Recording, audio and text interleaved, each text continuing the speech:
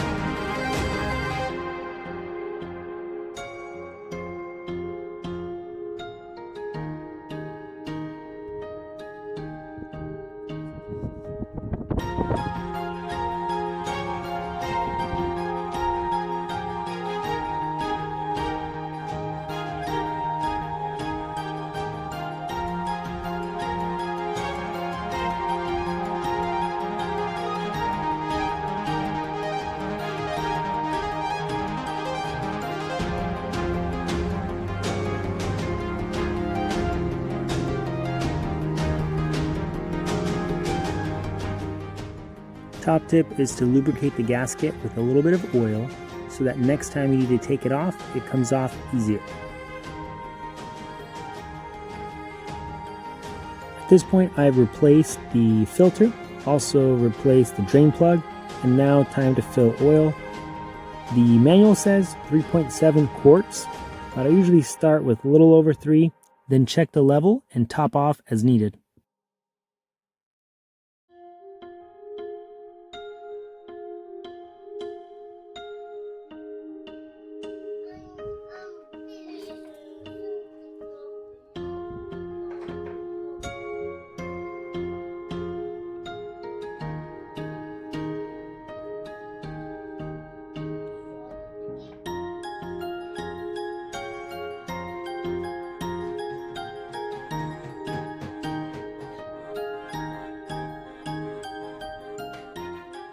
to go reset the maintenance. We're going to go to settings, vehicle,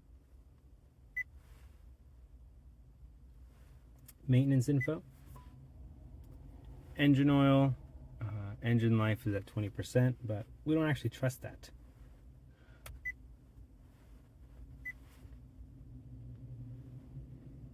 Yes, reset.